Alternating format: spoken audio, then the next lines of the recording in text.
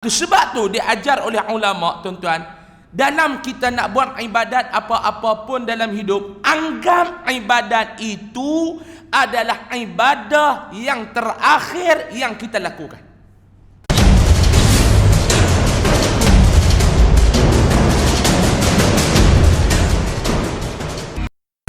Assalamualaikum warahmatullahi wabarakatuh. Bismillahirrahmanirrahim. Alhamdulillahi rabbil alamin. Nahmaduhu wa nasta'inuhu wa nastahdihi wa nastaghfiruh. Wa na'udzu billahi min shururi anfusina wa min sayyiati a'malina. Man yahdihillahu fala mudilla lahu wa man yudlil fala hadiya lahu. Asyhadu an la ilaha illallah wahdahu la syarika lah, wa ashhadu anna sayyidana Muhammadan abduhu wa rasuluhu. Allahumma salli wa sallim wa barik wa karrim wa azzim ala hadha an-nabiy al-karim sayyidil mursalin wa qaidid du'atil mujahidin wa ala alihi wa ashabihi wa man sara ala nahjihi ila yaumiddin. Amma ba'du.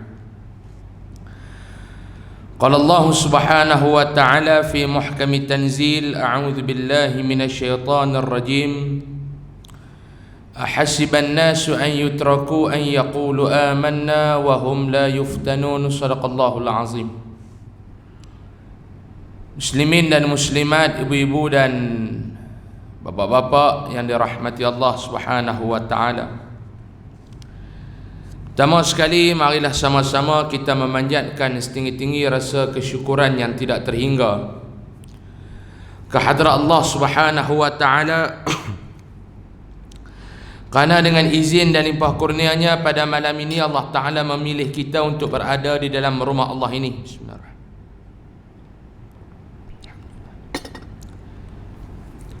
Syukur kita kehadrat Allah subhanahu wa ta'ala. Di dalam ramai-ramai di kalangan hamba dia, Allah Ta'ala pilih kita untuk hadir dan berada di dalam majlis ini untuk memikirkan tentang akhirat kita. Kerana orang yang cerdik ni orang yang banyak ingat kepada akhirat. Orang yang cerdik, orang yang banyak ingat kepada mati. Orang yang cerdik yang banyak ingat bagaimana kehidupannya dibangkit kelak, bertemu dengan Allah pada hari kiamat kelak, duduk di hari akhirat kelak, bertemu dengan Allah, bagaimana hal keadaannya. Wal tanzur nafsum ma qaddamat lighad, kata Allah dalam Al-Quran. Mudah-mudahan perkumpulan kita pada malam ini dinilai sebagai salah satu amal ibadah di sisi Allah subhanahu wa ta'ala, yang amal ibadah ini kita akan bawa balik bertemu dengan Allah, dan mudah-mudahan ganjaran syurga Allah Ta'ala balas kepada kita bersama. Amin ya Rabbal Alamin. Kita sambung pengajian kitab kita 40 hadis jalan ke syurga. Kita sampai pada muka surat yang ke-7. Kita berhenti pada 4 hari bulan 3 yang lalu. Muka surat 7 kita sampai kepada perenggan yang kedua. Bismillahirrahmanirrahim. Qala musannif, oleh kerana kita tidak tahu bilakah saat kematian itu, maka kita perlu memastikan setiap gerak dan geri kita dicatat sebagai ibadah. Kita wajib menjauhkan diri daripada melakukan dosa, kerana kematian boleh datang pada bila-bila masa. Apabila melakukan ibadah, rasakan bahawa itulah ibadah yang kita yang terakhir. Kita nak sambung lagi di bawah hadis yang ketiga, di bawah tajuk mati di atas kalimah tauhid. Pengarang kitab kita kata, kita tidak tahu, sebab tu kita kena melakukan persediaan. Kerana apa dia tuan-tuan? Kerana kita tidak tahu bilakah saat kita nak dijemput balik bertemu dengan Allah. Kita tidak tahu bila. Kita tahu saat kehidupan kita tu bermula daripada bila, tuan-tuan? Tuan-tuan boleh tahu tuan-tuan beranak bila? Tuan-tuan beranak jam berapa? Tuan-tuan dilahirkan dalam keadaan yang macam mana? Tuan-tuan dilahirkan di mana? Tuan-tuan tahu? Tetapi Allah Ta'ala rahsiakan daripada kita bila kita nak balik bertemu dengan Allah. Masa mana kita nak balik bertemu dengan Allah? Jam berapa kita nak balik bertemu dengan Allah? Tarikh bila kita nak balik bertemu dengan Allah? Di mana kita nak balik bertemu dengan Allah? Yang ni kita tak tahu tuan-tuan. Di antara perkara yang Allah Ta'ala rahsiakan kepada kita, kata ulama, di antaranya apa dia? Yang pertama, jodoh kita. Kita tidak tahu jodoh kita dengan siapa. Berapa ramai dalam masyarakat kita bercinta dengan orang lain. Bercinta bagai nak rak, tiba-tiba berkahwin dengan orang lain. Berapa ramai yang ada? Allah Ta'ala rahsiakan daripada kita. Yang kedua ni tentang rezeki kita. Sebab tu jangan bimbang dengan rezeki Allah. Jangan bimbang. Kalau Allah Ta'ala dah tetap, Allah Ta'ala dah kata, Allah Ta'ala dah letak bahawa itu rezeki kita, kamu buatlah macam mana pun, hang buatlah macam mana pun, rezeki itu tetap yang hang. Hang jangan duk takut, sebab Allah Ta'ala dah janji dah, huwar razzaq wallahu ghaniyun wa antumul fuqara. Allah itu maha memberi rezeki, Allah itu kaya, kamu ni yang miskin, kita ni yang susah, kata Allah, tuan-tuan. Sebab tu jangan bimbang dengan rezeki Allah. Yang ketiga, Allah Ta'ala rahsiakan daripada kita apa dia? Allah Ta'ala rahsiakan tentang kematian kita.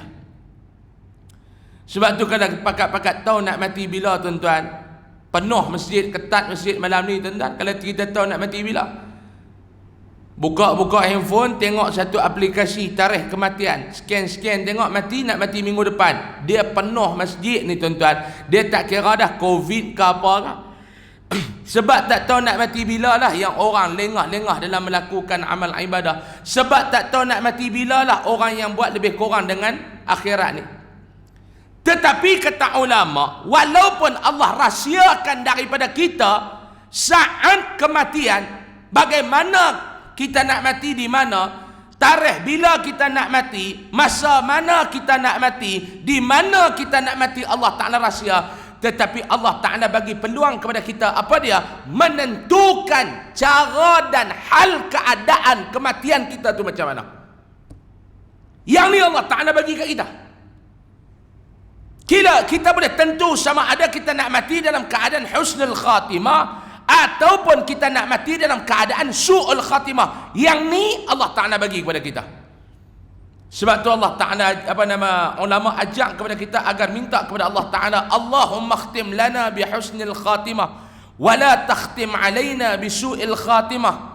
Dalam kitab Lum'atul Awrad, Allahumma barik li fil mauti wa fima ba'dal maut. Allah Ta'ala bagi kepada kita cara keadaan kamu nak menentukan hal keadaan kematian kamu. Sebab tu kita tak tahu mati bila. Sebab tu lah kata Tok Syekh kita, dia kata pada rasakan apabila kamu melakukan ibadah salat ataupun ibadah apa-apa, rasakan bahawa itulah salat kita yang terakhir. Apabila kita berpuasa di bulan Ramadan, rasakan itulah Ramadan terakhir buat kita. Mungkin tahun depan kita tidak lagi berpeluang menikmati pahala besar dari Ramadan. Begitulah hendaknya kita apabila melakukan amal ibadah yang lain. Yang ni kata ulama, tuan-tuan, dalam kita nak melakukan ibadat ni Pak Long, kena anggap bahawa ibadat itu adalah ibadat yang terakhir yang kita lakukan. Apa-apa jenis ibadat sekalipun. Tuan-tuan semayang maghrib tadi. Tuan-tuan semayang maghrib. Tadi saya semayang maghrib. Dan lebihnya saya datang jauh boleh buat jamak dan qasar. Selesai dah Isya. Tuan-tuan semayang maghrib tadi. Adakah tuan-tuan boleh jamin bahawa esok masih ada maghrib untuk tuan-tuan? Tuan-tuan boleh jaminkah kata esok tuan-tuan boleh semayang maghrib lagi? InsyaAllah tak apa Ustaz, hari ni saya buat lebih kurang baca pendek pun tak apa. Sebab apa? Sebab saya akan semayang lagi maghrib besok. Tuan-tuan jangan kata maghrib besok Aisyah sagi pun tuan-tuan tak tahu boleh semayang ke tak. Berapa ramai sebelum ni kita duk boleh pergi buat kerja haji, kerja umrah ni tuan-tuan, selama ni. Masuk bulan Zulhijjah, berpuluh ribu rakyat Malaysia boleh pergi buat kerja haji. Tuan-tuan ada duit, tuan-tuan ambil package yang mahal. Tapi Allah Ta'ala bagi COVID ni saja tuan-tuan, makhluk yang tak nampak, Mekah tak boleh pergi dah. Dulu tuan-tuan ada duit, setiap tahun tuan-tuan, every year, Tuan-tuan boleh pergi Mekah. Bulan 12, bulan Ramadan, cuti sekolah bulan 3, cuti sekolah bulan 5. Bila-bila masa anytime, tuan-tuan ada duit, tuan-tuan boleh pergi dekat travel agent, tuan-tuan bayar duit, tuan-tuan pilih tarikh, tuan-tuan nak terbang pergi melakukan ibadah umrah anytime. Tapi Allah Ta'ala bukan bagi mati. Allah Ta'ala hantar satu makhluk dia tuan-tuan yang bernama coronavirus. Hari ini tutup pintu Mekah, tak mau nak terima tetamu. Tuan-tuan ada duit dalam bank berjuta, tuan-tuan tak boleh pergi Mekah. Sebab tu kadang-kadang nikmat yang Allah Ta'ala bagi kepada kita ni, kita tak akan reti bersyukur selagi mana Allah Ta'ala tidak tarik nikmat tu daripada kita. Masa kita kena COVID itu ni, pakat duk bising masjid tak buka. Satu Malaysia ni bising tuan-tuan. Kerajaan ni kena maki hari-hari. Dia duk maki tu. Yang duk bising tu jenis bukan dia main masjid sangat. Dia kata gila masjid tutup. Kita ni bila kena musibah lagi kena rapat dengan Allah ni, semayang Jumaat tak boleh, nak tarawih tak boleh. Gila habis semua ni. Hari ni kerajaan buka pintu pagar masjid, berapa orang yang main? Yang bising itu mana? Tak main juga. Sebab tu Nabi kata manusia ni alasan dia cukup banyak. Allah Ta'ala tarik nikmat tu. Sebab tu diajar oleh ulama tuan-tuan, dalam kita nak buat ibadat apa-apa pun dalam hidup, anggap ibadat itu adalah ibadah yang terakhir yang kita lakukan. Mau tanam dalam dada kita, mau tanam dalam pemikiran kita bahawa ibadah yang kita lakukan ini adalah ibadah yang terakhir. Tak tahu nak boleh buat ataupun tidak. Ni dia kata, bila kita anggap ibadah itu ibadah terakhir, kita akan dirikan ibadah tersebut, kita akan lakukan ibadah tersebut dalam keadaan yang paling terbaik.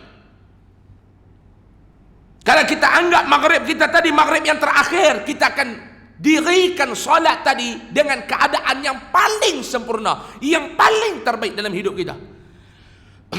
Kalau kita anggap kuliah maghrib malam ni adalah kuliah maghrib terakhir kita, saya yang datang menyampaikan kuliah kena anggap kuliah ini adalah kuliah terakhir dalam hidup saya. Sebab esok belum tentu saya boleh mengajar lagi tuan-tuan. Walaupun dalam jadual ni ada kata esok saya ada kuliah di mana-mana, tetapi belum tentu saya boleh menyampaikan kuliah lagi pada esok hari.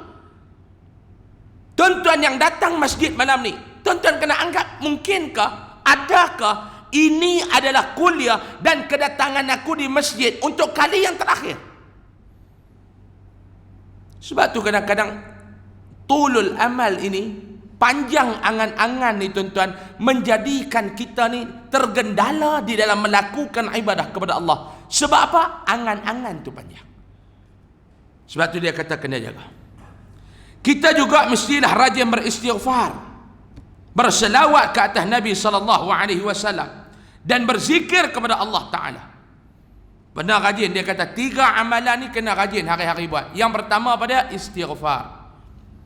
Tadi saya dengar lepas semayang maghrib tu imam kita zikir astaghfirullah dia istighfar. Kalau tuan-tuan dengar tadi ni, astaghfirullahal-azim alladzi la ilaha illa huwal hayyul qayyum wa atubu ilaih. Kita dengar selalu yang kita dengar macam mana? Hayyul qayyum, astaghfirullahal-azim alladzi la ilaha illa huwal hayyul qayyum. Tiba-tiba malam ni kita dengar tu imam kita kata astaghfirullahal-azim alladzi la ilaha illa huwal hayyul qayyum. Lalu hayyul, ini hayyal. Ada orang dia dengar-dengar dia kata tu imam ni lah yang nanti jadi imam pun istighfar pun pakai tak betul. Ada yang kata macam tu. Dia nanti dia duduk tengok satu macam, dia kata dekat AJK masjid yang hampa pi lantik jadi imam tu pun istighfar pun tak betul. Bukan tak betul, kita tak mengaji. Ada orang tanya, ustaz, macam mana tu imam tu baca hayyul qayyum? Kalau kita buka dalam kitab Imam Al-Ghazali, sama ada Bidayatul Hidayah ataupun dalam Ihya Ulumuddin, ataupun kita buka dalam kitab Imam An-Nawawi Al-Adhkar, Imam An-Nawawi Imam Al-Ghazali rahimahumullah, mereka ni ajak kepada kita zikir ataupun istighfar dengan cara yang tu imam kita baca tadi.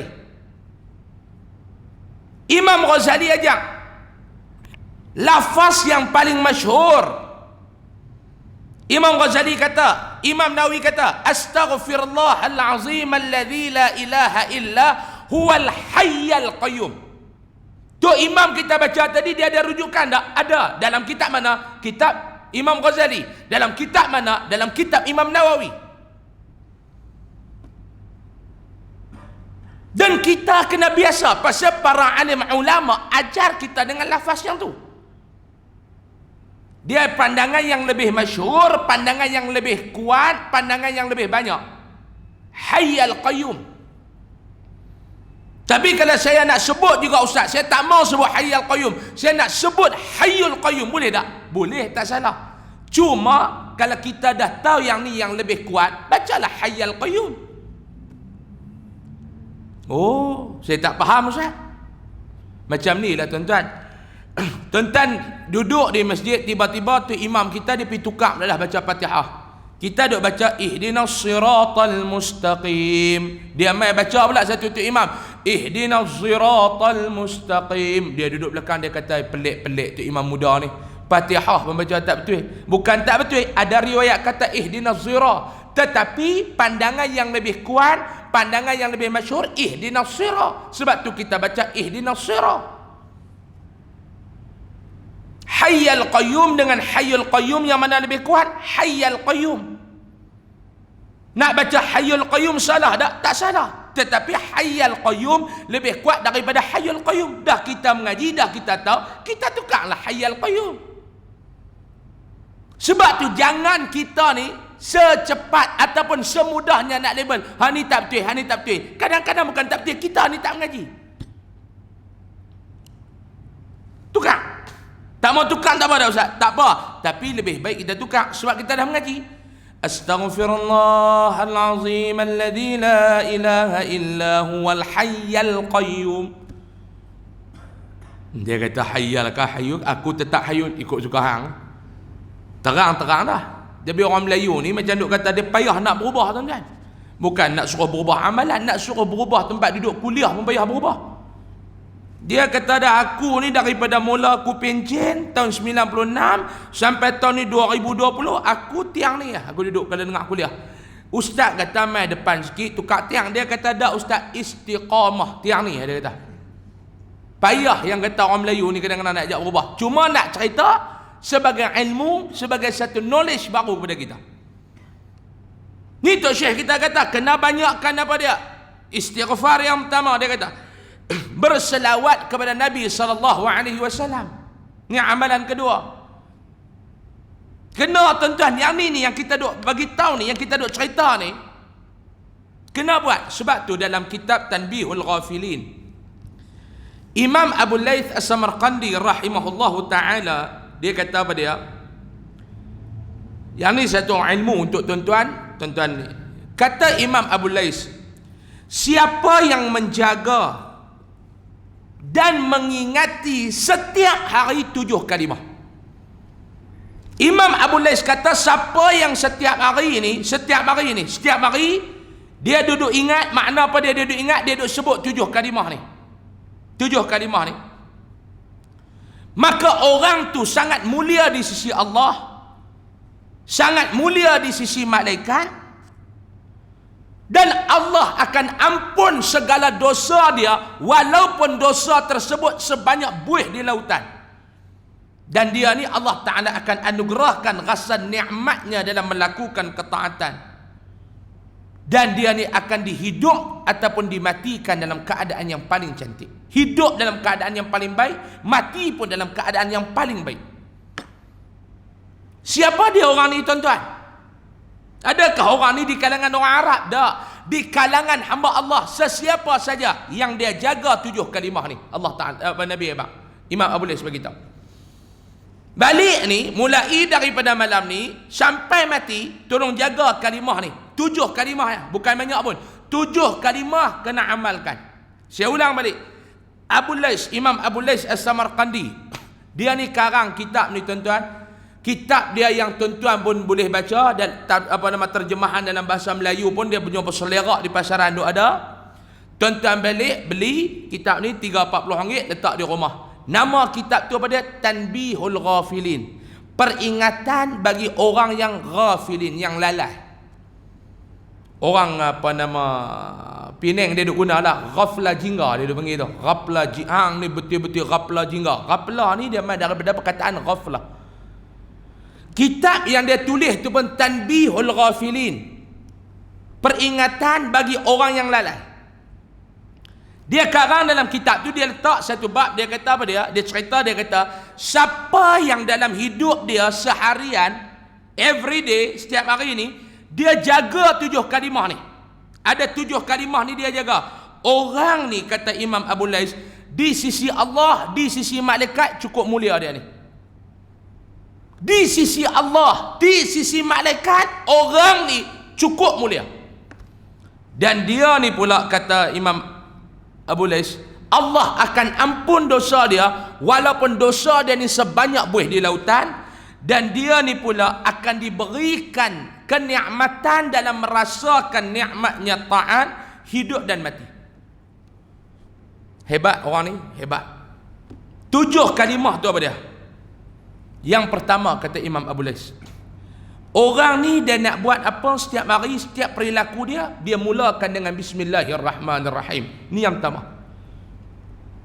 Apa benda tuan-tuan nak buat, mulakan dengan Bismillah. Ini yang pertama kena buat. Tuan-tuan nak pegang botol, Bismillahirrahmanirrahim, bukannya berat pun.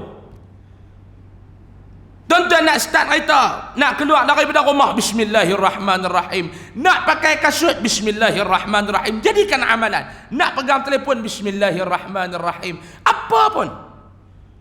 Tapi dalam kawasan yang boleh sebutlah ni, tuan-tuan duduk dalam jamban, habis berak, duk buka kepala paip pun Bismillah, mau pergi tendang pintu pun penampak sekali lah. Dalam jamban bukan duk boleh sebut kalimah ni.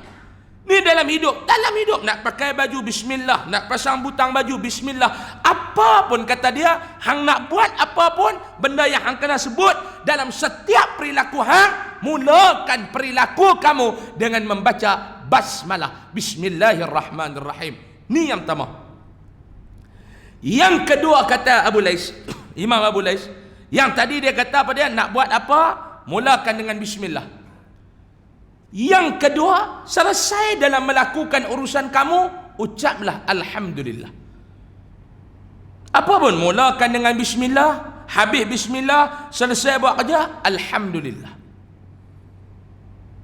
Nak minum, Bismillahirrahmanirrahim, minum. Habis minum, Alhamdulillah. Syekh Mutawalli Sya'rawi rahimahullahu ta'ala, dia kata apa dia? Siapa yang nak minum baca Bismillah, dia minum macam tadi, nak minum, Bismillahirrahmanirrahim, minum. Habis minum, Alhamdulillah. Sekali nak sambung pula, Bismillahirrahmanirrahim, minum. Habis minum, Alhamdulillah. Nak minum pula, Bismillahirrahmanirrahim. Lagi, berapa teguk pun ikut lah. Kalau satu cawan dia boleh buat 8 kali teguk, 8 kali Bismillah, 8 kali Alhamdulillah.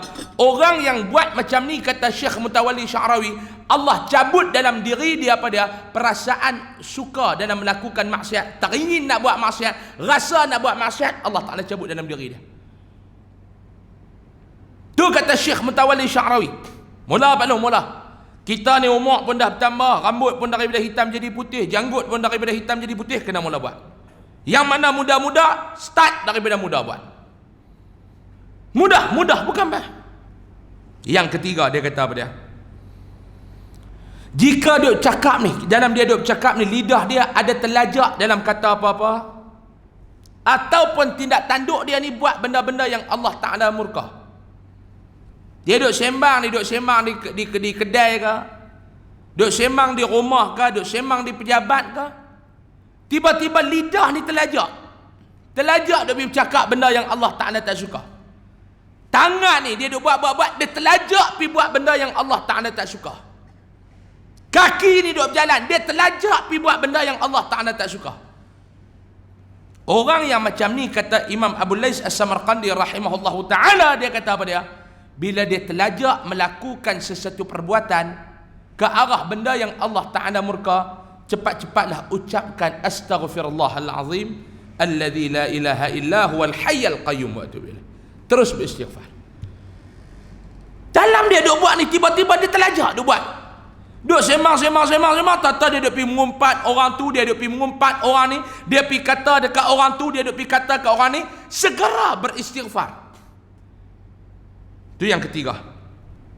Berapa kalimah dah? 3 kalimah. Yang keempat, apabila kamu nak melakukan perkara pada esok hari, ucapkanlah insya-Allah. Apa-apa benda kita nak buat esok hari, ucaplah insya-Allah. Ni sehari habis semayang apa semua duk pakai kasut, kawan kita kata okey, jumpa lagi esok nak, insya-Allah. Esok ni kita lepas semayang subuh kita pergi minum dekat tu, insya-Allah. Ni besok kita pergi tu buat urusan bank sama-sama nak, insya-Allah. Esok ni lah kita nak sign sikit ada dokumen, insya-Allah. Apa yang kita nak buat esok, insya-Allah. Berapa dah? 4 dah kalimah. Yang kelima, jika menghadapi kesukaran dalam kita duk buat urusan dalam hidup kata kita dalam hidup kita ni, ada kita duk buat apa-apa urusan, tiba-tiba urusan tersebut berhadapan dengan suatu kesukaran. Ni kita duduk bincang ni, kita nak buat apa-apa ni, tiba-tiba dalam urusan kita tu ada kesukaran. Ucapkanlah la haula wala quwwata illa billah al-aliyyil azim. Ni dia duk ajak kita ni tuan-tuan ni, jangan mulut ni. Kadang-kadang orang Kedah tuan-tuan. Orang Kedah dia duk tengok jadi pula dah satu kluster pula dah di Kedah tu, Covid ni. Siva Ganga ni dia satu nama tempat di India. Kita pun kalau tak kenal tu tak tahu Siva Ganga ni binatang apa. Kena di Kedah tu, perkataan yang duk keluar haram jadah. Haram jadah. Tak ada langsung la haula wala quwwata illa billah ni, tak keluar langsung. Tapi Imam Abu Lais ajak kita, dia kata sudah, haram jadah tu simpan. Keluar pula la haula wala quwwata illa billah.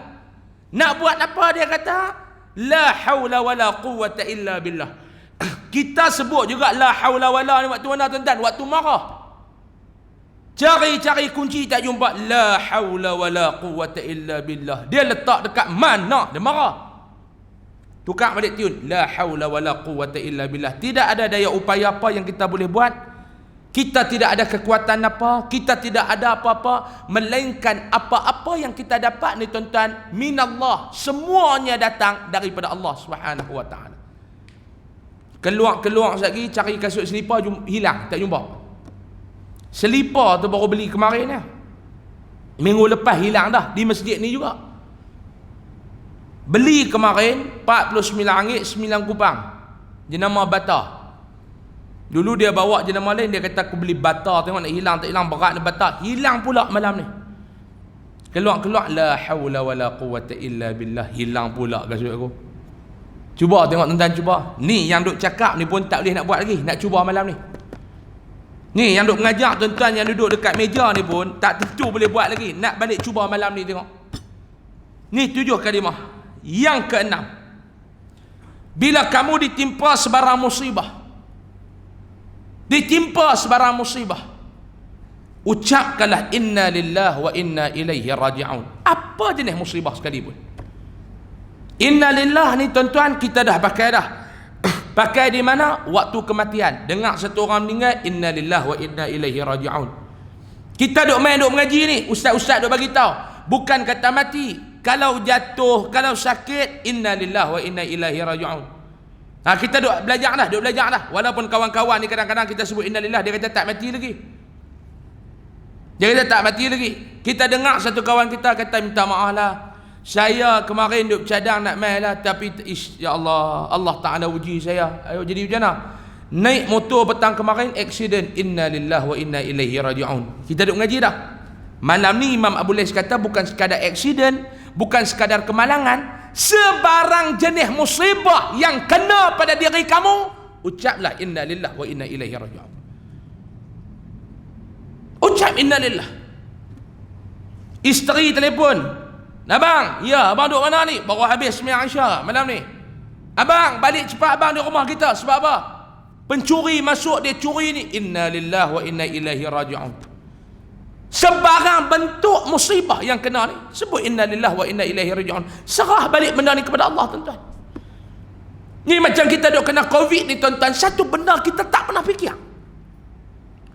Allah Ta'ala uji tak kita? Uji, tuan-tuan. Tetapi ujian Allah kepada kita di Malaysia ni tak berat macam mana ujian Allah kepada saudara kita di Lubnan kemarin ni. Dahlah masalah pandemik COVID-19 ni pun, tuan-tuan, himpit derita rakyat. Tiba-tiba Allah Ta'ala uji, meletup pula di Bandaraya Beirut ni. Satu bandaraya yang cantik, tempat pelancong suka pergi tepi pantai, dia punya bangunan dia cantik. Tiba-tiba, tuan-tuan, jadi padang jarak, padang terkukur, hancur habis. Kita ni Allah Ta'ala uji tak penduduk Malaysia? Uji. Allah Ta'ala uji tak kita penduduk Malaysia? Uji. Tetapi ujian kita tak dahsyat lagi, tuan-tuan. Benarlah kata ulama, Allah Ta'ala menguji hambanya sekadar kemampuan untuk hamba tu menerima ujian tersebut. Sebab tu, tuan-tuan, jangan duk iri hati dengan orang. Dia ni Allah Ta'ala bagi macam ni, dia ni Allah Ta'ala bagi macam ni. Kita duk iri hati dengan orang. Dia ni Allah Ta'ala bagi nikmat macam ni. Nikmat kepada hamba ni Allah Ta'ala bagi berbeza-beza. Ujian Allah Ta'ala bagi kepada hamba juga berbeza-beza. Kadang-kadang kita duk nampak je, ish ustaz, Allah Ta'ala bagi nikmat pada dia, hebat ustaz, saya pun tak dapat nikmat macam tu. Kamu jangan tengok nikmat saja, musibah yang Allah Ta'ala bagi juga berbeza-beza. Hang nikmat tak banyak, musibah tak banyak. Kawan tu nikmat banyak, musibah pun banyak. Tuan-tuan duduk di Selangor tak sama dengan kami yang duduk di Kedah. Kena pula. Kata Siva Gangga tadi ni. Dahlah PKP hari itu ni, tuan-tuan, ramai mana hilang kerja di Kedah ni. Tuan-tuan duduk di Selangor, peluang pekerjaan banyak. Saya semalam habis kuliah di Masjid Tamarakan semalam. Naik kereta, satu orang dia tag mai kat saya. Sebab di Kubang Pasu, saya ni duduk di daerah Kubang Pasu. Daerah Kubang Pasu ni, tuan-tuan, di antara daerah yang agak teruk sikit lah kena Siva Gangga tu, dia punca daripada daerah Kubang Pasu lah. Tetapi dekat tempat saya tu tak kena. Lockdown tak kena. Kok Diang ni bersih. Covid tak ada. Ambiak yang ramai Kok Diang ni. Tahu ambiak? Kaki ayam ambiak. Covid tak berapa banyak. Hari ni di Kubang Pasu 1 kes. Kulim 5 kes hari ni. Dengar kata sampai 7,000 orang akan disaring untuk cek dia punya ni. Adalah 2-3 kawasan yang mula dah dia diperketatkan. Makna nak keluar tak boleh, nak masuk orang luar tak boleh, lepa pun nak keluar tak boleh, duduk di situ ya. Satu orang ayah ni dia tag mai kat saya. Pagi ni saya dapat 5 lagi WhatsApp. Malam ni tuan-tuan kena tolong. Duk dah ustaz, tolong ustaz, saya ni dah lah PKP hari tu hilang kerja. Duk kerja-kerja PKP hari tu ni, kena sampai 3-4 bulan tak boleh kerja. Syarikat tu pun tak boleh nak buat apa, kena buang pekerja. Kita nak salah siapa, tuan-tuan? Nak salah majikan. Majikan kata kita nak buat macam mana, kami pun tak ada sumber nak bayar gaji ni, kena buang kerja. Anak 3 orang. Isteri tak sihat, sakit, memang tak kerja apa. Dia kata kita pun baru nak mula nak cari kerja apa, perak kena pula dah PKPD ni. Siva Gangga punya kes kena pula. Sampai hujung bulan tak boleh pergi mana, duduk dalam kawasan tu. WhatsApp dia main hantar kat saya, dia kata ustaz, tak ada ke beras sikit ke, tolong hantar mai beras. Kalau boleh, dia kata tak ada beras pun, susu dengan pampers anak ustaz tolong hantar.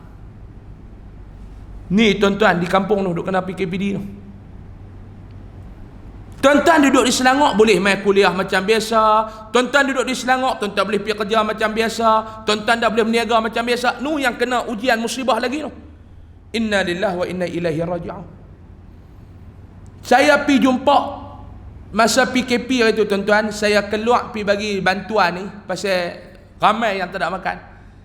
Sepanjang PKP itu saya pergi taklah banyak sangat, dalam 2,200 2,300 buah keluarga saya pergi. Ada saya jumpa seorang tok Umur dekat 80. Duk jual ulam-ulam di pasar tani, pasar malam ni. Jual ulam tuan-tuan. Tanya dia ni, tok tak kerja? Tak kerja ustaz. Nak berniaga tak boleh, pasar malam pun tak buka, pasar pagi pun tak buka. Jaga 3 orang cucu. Cucu-cucu ni duduk dengan tok, duduk dengan saya ustaz. Mak ayah lepa pergi mana? Ustaz, mak ayah dia meninggal, accident, meninggal mak ayah ni, balik kerja. Duduk dengan saya. Saya pula tak ada kerja, nak pergi jual ulam apa tak boleh. Tok tu pula kena pula, PKPD ni kena pula kawasan dia tu. Ni lagi saya nak lancar lagi dana lagi tuan-tuan. Khusus malam ni saya nak balik besok, saya nak beli barang, nak pergi hantar. Lebih kurang 400 buah keluarga. 400 buah keluarga. Tuan-tuan fikirlah macam mana pun, tuan-tuan nak bagi zakat ke, tuan-tuan nak bagi infak malam ni, tuan-tuan cari. Apa dia? Masuk waktu dah. Sikit lagi, seminit lagi. Sebut inna lillahi wa inna ilaihi raji'un. Dan yang ketujuh tuan-tuan, sebagai penutup, dah masuk waktu dah. Sebagai penutup, siang dan malam sebutlah zikir la ilaha illallah Muhammadur Rasulullah. Baik. Nak sebut banyak mana kalimat tauhid dalam kitab kita kata sekurang-kurangnya 200 kali sehari, 100 kali waktu pagi, 100 kali waktu petang. Nak sebut banyak mana? 200. 100 waktu pagi, 100 waktu petang. Kalimah tauhid la ilaha illallah. Mudah-mudahan dengan membiasakan diri menyebut kalimah tauhid itu, Allah akan membantu kita di saat sakaratul maut dan menjadikan kalimah itu sebagai kalam terakhir kita bagi menghembuskan nafas kita yang terakhir. Amin ya rabbal alamin. Untuk malam ni sekali itu dulu tuan-tuan. Kalau ikut hati memang nak lajak, tetapi kita dalam SOP yang ditetapkan oleh Jabatan Agama, kuliah maghrib sehingga masuk pada waktu isya. InsyaAllah panjang umur, murah rezeki. Kita jumpa lagi pada bulan hadapan. Kita akan sambung pada hadis yang keempat, hadis wudu dan membaca doa selepas wudu. Wallahu subhanahu wa ta'ala a'la wa a'lam. Sebagai mengakhiri kuliah saya tuan-tuan, macam saya katakan tadi, selepas solat fardu isya nanti, saya nak minta sumbangan sikit pada tuan-tuan untuk rakyat-rakyat yang di Kedah yang terkena dengan PKPD. Tuan-tuan pun tahu, tuan-tuan pun biasa kena PKP itu, bagaimana orang memerlukan sumbangan. Kita tak bagi duit, kita nak beli barang. Saya nak balik esok hari Jumaat, saya nak mula setak barang. Hari Sabtu saya akan hantar barang kepada penghulu, pejabat penghulu, untuk penghulu dan Jabatan Kebajikan Masyarakat mengedarkan barang-barang keperluan. Saya tabungkan dia ada di luar sana tuan-tuan. Tuan-tuan tengoklah tabung yang dia tulis Yayasan Aryadah, tuan-tuan letaklah sumbangan. Mungkin dia dekat pintu yang nak keluar tu, dia bakal letak tabung. Dan juga bagi tuan-tuan yang nak dapatkan produk Top Coco yang saya duk bawa setiap bulan, minuman coklat, untuk menggantikan produk-produk coklat yang kita duk minum tu yang tak tahu apa, yang dicampur koko, kurma, madu badan dan bali, ada di luar sana. Sekilo 19, setengah kilo RM10, satu bungkus ada 20 secet harga RM20. InsyaAllah, wallahu alam, kita tangguh dengan kafaratul majlis dan suratul asr. Alhamdulillah. Wal asri innal insana fi khusr illa alladhina amanu wa amilus salihat. Bismillahirrahmanirrahim. Alhamdulillahi rabbil alamin, wassalatu wassalamu ala asyrafil mursalin wa ala alihi wa sahbihi ajma'in. Allahumma anfa'na bima 'allamtana wa 'allimna ma yanfa'una wa rzuqna 'ilman yanfa'una wa zidna 'ilma. Alhamdulillah ala kulli hal wa na'udzubika min hali ahli an-nar. Sallallahu alaihi wasallam Muhammad. Alhamdulillahi rabbil alamin. Assalamualaikum warahmatullahi wabarakatuh.